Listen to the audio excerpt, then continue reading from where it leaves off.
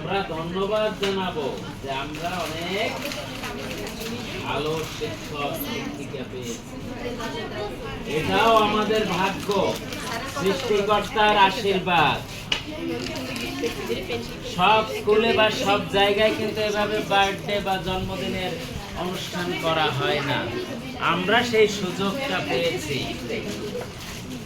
এটাও সৃষ্টিকর্তার দান।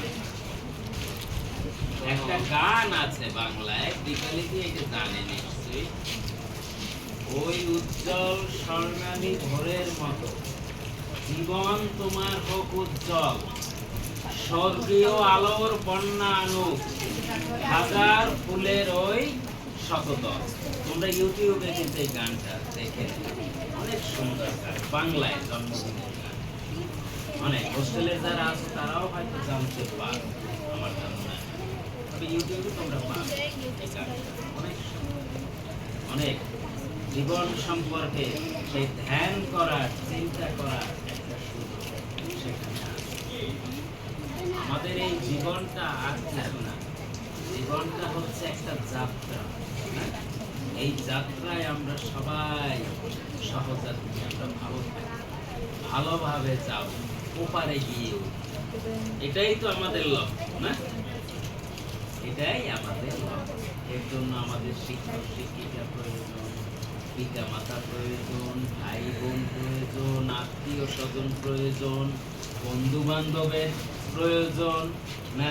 সব কিছু মানুষ সামাজিক, এটাও কিন্তু একটা সামাজিক কার্যক্রম, এটাও দরকার পড়াশোনার পাশাপাশি। তা না হলে কিন্তু আমরা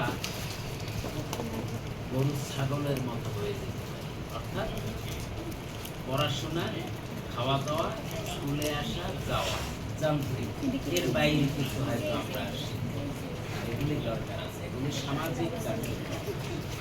এই সামাজিক কার্যক্রমের মাধ্যমেই কিন্তু আমাদের আধ্যাত্মিকতার বহিঃপ্রকাশ হয়, আধ্যাত্মিকতা গড়ে ওঠে, আমাদের পড়াশোনার মনোনিবেশটা উত্তরোত্তর উন্নতিতে সহায়তা।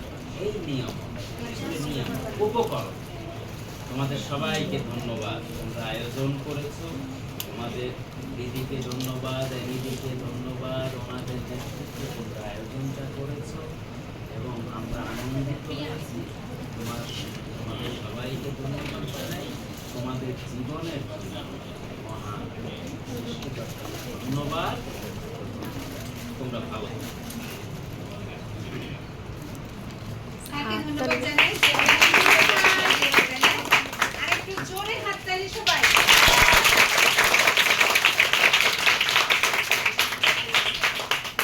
আমি তোমাদের সবসময় বলি, জীবনটা তোমার, সাজানোর দায়িত্ব তোমার। তুমি কতটা সুন্দর করে সাজাবা। দেখো এই ফুলদানিতে ফুল আছে, তাই না? এবং দুইটা কালার, এবং তার সাথে সবুজ কালারটা মিলে, এবং দেখো ছোট ফুলগুলোর সাথে আবার মিক্স কালার, সব মিলাইয়ে কিন্তু একটা সৌন্দর্য। আর যদি এটা আলাদা থাকতো, এটা আলাদা সৌন্দর্য, এটা আলাদা থাকলে আলাদা সৌন্দর্য। এখানে আমরা সবাই এক আছি, একত্রে একটা ফুল। তাহলে একটা ফুলদানিতে যখন সুন্দর করে ফুলদানি সাজানো হয়, পুরো টেবিলটা সাজানো হয়েছিল, সেটা অনেক সুন্দর দেখিয়েছে, তাই না? তাহলে বুঝতে হবে যে আমরা সবাই এক থাকবো, একতার সাথে চলবো, এবং এই বার্থডের মধ্যে থেকে আমরা একটা সহভাগিতা নিলাম, তাই না? যে কেউ গিফট দিয়েছে, কেউ গিফট দিয়েছে, এবং আমরা সর্বোপরি সবাই একই জায়গায় একই হৃদ্রতার মধ্য দিয়ে ভালোবাসা বিনিময় করেছি।